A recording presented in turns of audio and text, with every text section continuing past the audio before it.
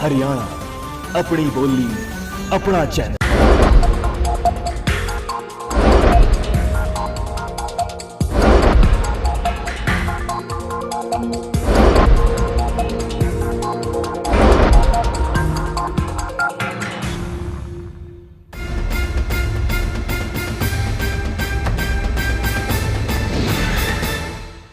तो नरेंद्र मोदी गोहाना में इस रैली को संबोधित कर रहे थे और नरेंद्र मोदी जो कह रहे थे उसका मतलब कुछ यूं निकला। वो दरअसल इंडियन नेशनल लोकदल पर भी निशाना साध रहे थे।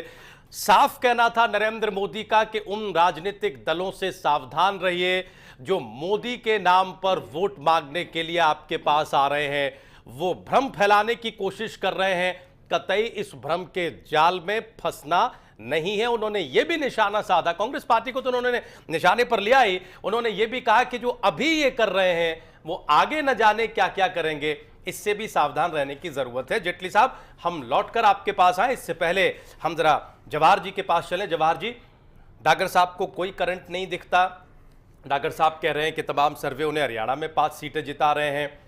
हमारे संजय जी जो आम आदमी पार्टी के नेता हैं वो ये कह रहे हैं कि जनता का गुस्सा है जो स्वाभाविक है और वो कंसोलिडेट हो रहा है आम आदमी पार्टी के पास। और जेटली साहब की बात आपने सुनी ही। अब संक्षिप्त उत्तर सर, और उसके बाद मोदी जी ने जो ये टिप्पणी की इस पर हम चर्चा करेंगे। देखिए, डागर जी से मैं सहमत हूँ। कारण क्या है कि वो विचारधारा ही ऐसी है। इन्होंने हिंदी चीनी भाई भाई का नारा दिया और चीन आके कश्मीर हड़प गया। तो ये बेसिकली जो इनके सामने समस्या आ रही होती है उससे लड़ने की क्षमता। मैं बोलूं ना, आप बीच में नहीं आएंगे, बीच में नहीं आएंगे, आप इसके बाद कीजिएगा, इसके बाद कीजिएगा, इसके बाद आप कीजिएगा, उसके मेरे बात बोल लेना ना। आप कांग्रेस के कार्यकर्ता हो तो उसको वो सब देख रहे हैं, मेरे बात बोलना इत्मीनान से मैं सुनूंगा। आप जो बोलेंगे उसके बाद जवाब भी दूंगा। ये कांग्रेस की समस्या है कि वो समस्याओं का हल नहीं कर सकती, तो उन विषयों को ऐसे कहते हैं। और मैं कहता हूं, मैं इनको धन्यवाद देता हूं, ये इस भ्रम में बने रहे। 16 मई को भ्रम दूर हो जाएगा, इसलिए कांग्रेस पे तो मैं इससे ज्यादा टिप्पणी नहीं करना चाहता। ठीक बात इन्होंने की थी पेंशन की और ये कि गुजरात से तुलना की थी। तो मैं कहता हूं गुजरात और हरियाणा एक नहीं हो सकता। भूपेंद्र सिंह हुड्डा वास्तव में नहीं हो सकता, और जिस मामलों में भूपेंद्र सिंह हुड्डा आगे हैं उसमें वो ही रहेंगे, उसमें गुजरात नहीं जा सकता। क्योंकि गुजरात में हर रोज 3-4 महिलाओं के साथ बलात्कार नहीं हो सकता जो हरियाणा में हो रहा है, नहीं हो सकता। यहां रोज 11-12 दलित उत्पीड़न के केस हरियाणा में लगते हैं, वो गुजरात में नहीं लग सकते। यहां 70,000 एकड़ जमीन किसानों की हड़पी गई, वो गुजरात में नहीं हड़पी जाती। तो इसलिए जब कई बार ये कहते हैं कि हुड्डा बहुत आगे नरेंद्र मोदी से, तो मैं भी कहता हूं हाँ आगे है, इसमें कोई दो राय नहीं है। ठीक है सर, ये कांग्रेस पार्टी हो गई। हाँ, अब जहां तक है नरेंद्र मोदी जी के भाषण का है, देखिए संजय जी जो कह रहे थे कि जो गुस्सा है ये नरेंद्र मोदी का कमाल नहीं है, ये जनाक्रोश है जो इकट्ठा हो रहा है कांग्रेस पार्टी को लेकर और आम आदमी पार्टी के पास आ रहा है, इसका जवाब भी दीजिए। इसमें मैं संजय जी से कुछ हद तक सहमत हूं। संजय जी का यह कहना कि आज कांग्रेस के प्रति पूरे देश में जनाक्रोश है, वो कांग्रेस के कार्य ऐसे हुए उसके कारण निश्चित रूप से जनाक्रोश है।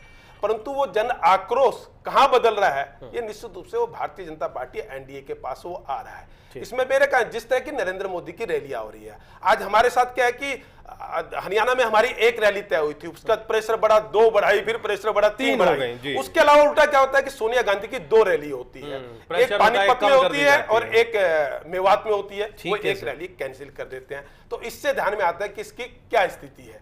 और जहां तक इसकी बात है, आम आदमी पार्टी कहीं लड़ती हुई नजर नहीं आ रही। आम आदमी पार्टी लड़ रही है, ईमानदारी से लड़ रही है, पर वो आपस में इतनी उलझ गई आज। एक समय निश्चित रूप से कि एक दिल्ली ने इनसे कुछ उम्मीदें पाली थी, वहां से भागे, और उसके बाद अब आम आदमी पार्टी, मुझे लगता है कि ठीक है प्रवक्ता होने के नाते उनका ब्रह्मचारी जी का फर्ज ये बनता है उनको बोलना चाहिए। परंतु स्थिति क्या है कि वो जो सर्वे दिखा रहे हैं, अभी तक डागर जी भी सर्वे की बात कर रहे थे, तो सर्वे में कुछ चीजें स्पष्ट है। और बाकी फिर ना, मैं इस विषय पर आम आदमी पर ज्यादा चर्चा नहीं करना चाहता, क्योंकि हमारा उनसे कोई संघर्ष भी नहीं है। ठीक है सर, हमारा जिनसे संघर्ष है वो कांग्रेस है, उनसे निश्चित अब चर्चा अब बात आती है नरेंद्र मोदी की रैली की, नरेंद्र मोदी जी के उसकी। देखिए, आज उनको जो जन समर्थन मिल रहा है, भारतीय जनता पार्टी के 3 दिन के नोटिस पर बगैर किसी उसके जिस तरह का जनसमूह, आपने विजुअल देखा, फिर दोबारा विजुअल दिखा देंगे, जिस तरह का जनसमूह वहां उमड़ा, और इसी के विपरीत आज दिल्ली में राहुल गांधी की रैली देखते हैं। मैं उसके कह के बात खत्म कर दूंगा, आपको बीच में आने का वो नहीं कहेंगे। ठीक है सर। वहां श्रीमती शीला दीक्षित कहती है कृपया बैठ जाइए, राहुल जी कुछ बोल रहे हैं, एक बार जाने से पहले सुन तो जाइए, मेरी बहनें बैठ जाइए। यहाँ आक्रोश होता है, गया में क्या होता है, लाठीचार्ज होता है कि जनता उसको नजदीक से देखना चाहती है, पुलिस कहती है इतनी नजदीक नहीं आ सकते, और वहां कहना पड़ता है आप सुन के जाइए। तो मोदी जी का क्या जलवा है वो पूरा भारत देख रहा है, पूरा देश देख रहा है। और मेरे मित्र राजीव जेटली ने भी कहा ठीक है, वो हमसे उनके हमारे अनेकों विषय पे मतांतर होंगे, परंतु उन्होंने एक बात ईमानदारी से कही कि आज निश्चित रूप से जो कांग्रेस का जन आक्रोश, अगर वो राष्ट्रीय नेतृत्व में किसी के पास जा रहा है तो मोदी जी उसके जननायक है। जेटली साहब, है क्या ऐसा, मोदी जी उसके जननायक हैं?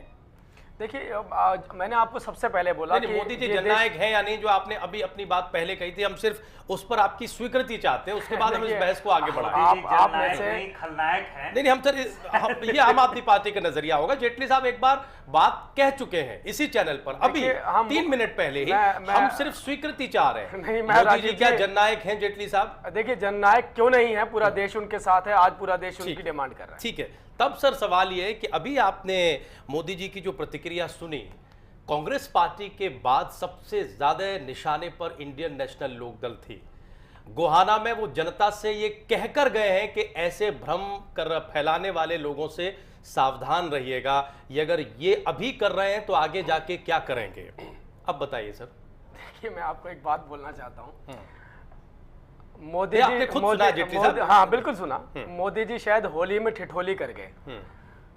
आज मोदी जी की शायद ऐसी पोजीशन है जैसी भीष्म पितामह की महाभारत के वक्त में होगी। लड़ना तो कांग्रेस के खिलाफ है, लेकिन लड़ना उनको कौरवों के साथ पड़ रहा है।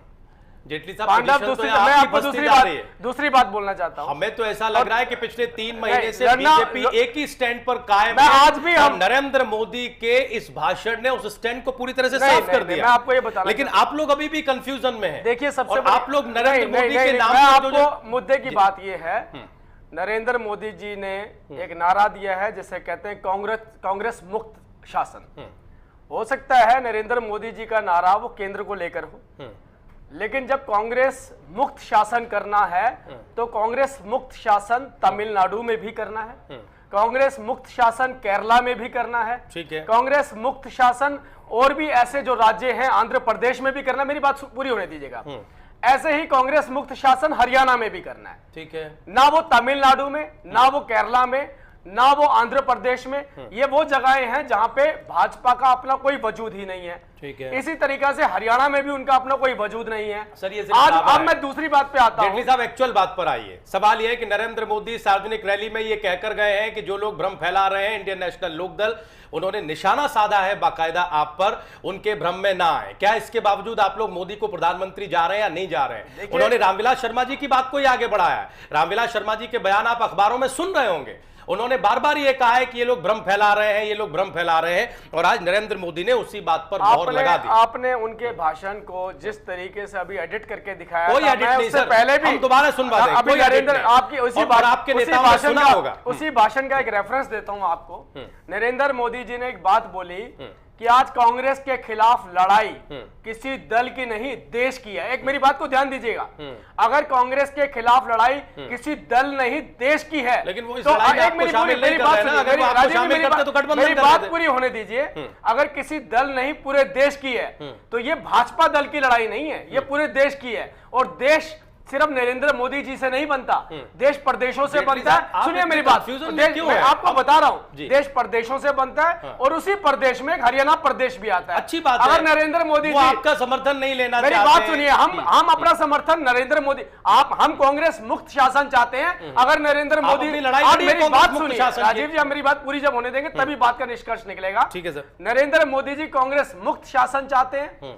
नरेंद्र मोदी जी कैसे कांग्रेस मुक्त शासन चाहते हैं ये वो बीजेपी एक मिनट वो खुद जानते होंगे, लेकिन हम कांग्रेस मुक्त शासन चाहते हैं मोदी के हम, साथ। देखिए मेरी बात सुनने होने दीजिए, हम कांग्रेस मुक्त शासन चाहते हैं, हम हरियाणा से कांग्रेस का सफाया करना चाहते हैं। नरेंद्र मोदी जी कहां कहां करना चाहते हैं और कैसे करना चाहते हैं और करना भी चाहते हैं या नहीं करना चाहते, ये उनकी बात है। जेटली साहब, हम कांग्रेस का जेटली सफाया साहब, हरियाणा में आप करना इतने चाहते हैं। वरिष्ठ नेता हैं जेटली साहब, आप देखिए बुरी बात आप सुनिए। बड़े वाकपटु प्रवक्ता है, हमें सिर्फ इतनी बात बताइए कि जिस आदमी के नाम को लेकर आप चुनाव में झंडा उठा रहे हैं, वो आदमी खुद सार्वजनिक मंच पर ये कह रहा है कि लोगों से सावधान रहें, इनके भ्रम में ना आए। इस पर आप क्या कहेंगे? उन्होंने दो बात बोली है राजीव जी, अगर मुझे आप इंटरप्ट ना करें तो मैं अपनी दोनों बातें रखना चाहता हूं, दोनों चीजों को। एक तरफ उन्होंने ये बात रखी है